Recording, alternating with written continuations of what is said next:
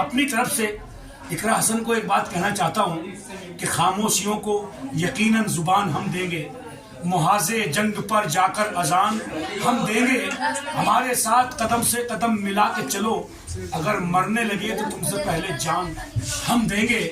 सुनेंगे दोस्तों दिलशाद ज़ख्मी की एक शायरी जो इकरा हसन पर पढ़ी है। उससे पहले बता दूं दोस्तों, दिलशाद ज़ख्मी कहते हैं, खामोशियों को यकीनन जुबा हम देंगे, मुहाजे जंग पर जाकर आजान हम देंगे, हमारे साथ कदम से कदम मिला के चलो, अगर मरने लगे तो तुमसे पहले जान हम देंगे। चलिए पहले सुनते हैं वीडियो को। तो आपसे गुजारिश है वीडियो को लाइक कीजिए और चैनल को जरूर सब्सक्राइब कीजिए।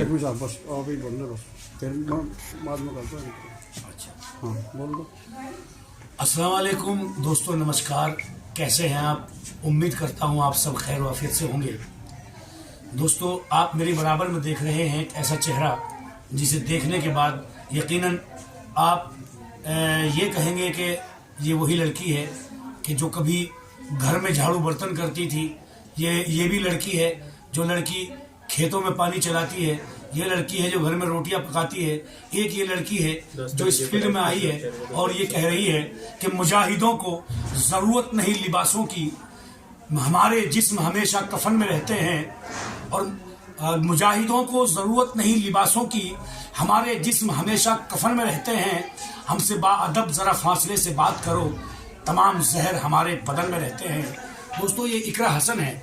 मनव्वर भाई ने जो ये 2 चिराग ऐसे जलाकर छोड़ गए कि मैं यकीन के साथ कहता हूं कि इंशाअल्लाह इनकी रोशनी बहुत देर तक जलेंगे ये चिराग। 1000 आंधियां आए लेकिन ये चिराग बुझने वाले नहीं है, क्योंकि इनके जो वालिद मोहतरम थे वो एक ऐसा चिराग थे, एक ऐसी रोशनी थे कि जिसकी रोशनी उनके मरने के बाद भी, उनके जाने के बाद भी, उस रोशनी में आज भी जब कहीं मनव्वर हसन का नाम आता है तो वो ऐसी की ऐसी रोशनी नजर आती है। तो मैं यही कहूंगा कि तुम शौक से मनाओ जश्न बहार यारो। कुछ लोगों ने अभी ताजा जख्म दिया है, उनके लिए कहता हूँ शेर कि तुम शौक से मनाओ जश्न बहार यारो, लेकिन इसकी रोशनी से कुछ घर भी जल रहे हैं।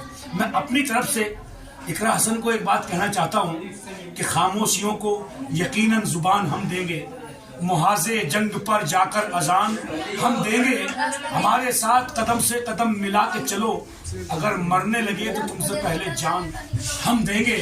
और मैं कहना चाहता हूँ कि इकरा हसन जी आपसे कहना चाहती हैं कि अगर मुझे इख्तियार दे दो तो मैं इनकलाबे जदीद कर दूं, लुटाकर कारून का खजाना गरीबों की ईद कर दूं।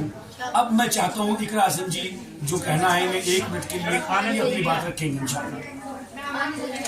थोड़ा सा आज हम यहाँ पर अपनी बहन की शादी में शिरकत करने पहुंचे। जो भी कार्य होती है की बात है, की शादी है, बस अपनी आगे की जिम्मेदारी थी उसको पूरा करने के लिए यहाँ पर आए और सभी से दुआ की दरख्वास्त है। आगे चुनाव आने वाला है, उसके लिए आप सबसे दुआ की दरख्वास्त है। नाज़रीन, वीडियो सुनने के बाद आप अपनी राय में क्या कहना चाहते हैं नीचे कमेंट बॉक्स में ज़रूर बताएं। आइए दोस्तों, बेहस्ती ज़बर किताब से लान का बयान सुनते हैं। जब कोई अपनी बीवी को जिना की तोहमत लगाए या लड़का पैदा हो तो उसको कहे कि ये मेरा लड़का नहीं, ना मालूम किसका है, तो इसका हुक्म यह है कि औरत काजी और शरई हाकिम के पास फरियाद करे तो हाकिम दोनों से कसम ले, फिर शोहर से इस तरह कहलवाए, मैं खुदा का गवाह करके कहता हूँ कि जो तोहमत मैंने उसको लगाया है उसमें सच्चा हूँ। 4 दफा इसी तरह शोहर के कहे, फिर 5वीं दफा कहे अगर मैं झूठा हूँ तो मुझ पर खुदा की लानत हो। जब मर्द 5वीं दफा कह चुके तो औरत 4 मरतबा इसी तरह कहे कि मैं खुदा को गवाह करके कहती हूँ कि इसने जो तोहमत मुझको लगाई है इस तोहमत लगाने में ये झूठा है। और 5वीं मरतबा कहे अगर इस तोहमत लगाने में यह सच्चा हो तो मुझ पर खुदा का गजब टूटे। जब दोनों कसम खा ले तो हाकिम दोनों में जुदाई करा देगा और एक तलाक बाइन पड़ जाएगी और अब ये लड़का बाप का ना कहा जाएगा, माँ के हवाले कर दिया जाएगा। इस किस्मा कस्मी को शरअ में लिआन कहते हैं। मियाँ के लापता होने का बयान। जिसका शोहर बिल्कुल लापता हो गया, मालूम नहीं कि ज़िंदा है या मर गया है, तो वो औरत अपना दूसरा निकाह नहीं कर सकती बल्कि इंतज़ार करती रहे शायद आ जाए। जब इंतज़ार करते करते इतनी मुद्दत गुजर जाए कि شوہر کی عمر 9 برس کی ہو جائے تو اب حکم لگا دیں گے کہ وہ مر گیا ہوگا۔ اگر وہ عورت ابھی جوان ہو اور نکاح کرنا چاہتی ہو تو شوہر کی عمر 9 برس کی ہونے کے بعد عدت پوری کر کے نکاح کر سکتی ہے، مگر شرط یہ ہے کہ اس لاپتہ مرد کے مرنے کا حکم کسی شرعی حاکم نے لگایا ہو۔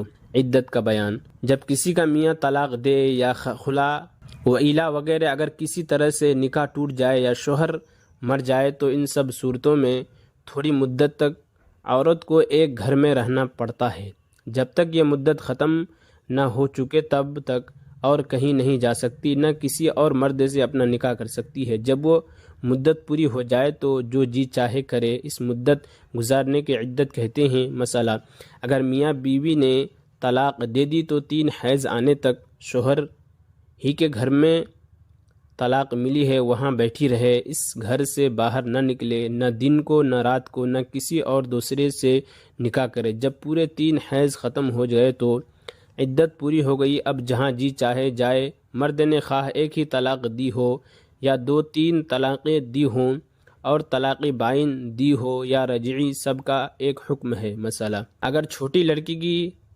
طلاق مل گئی جس کو ابھی حیض نہیں آتا یا اپنی اتنی بڑھایا ہے کہ اب حیض آنا بند ہو گیا ہے، اتنی بڑھیا ہے کہ اب حیض آنا بند ہو گیا ہے، ان دونوں کی عدت 3 مہینے ہیں، 3 مہینے بیٹھی رہے، اس کے بعد اختیار ہے جو جی چاہے کرے۔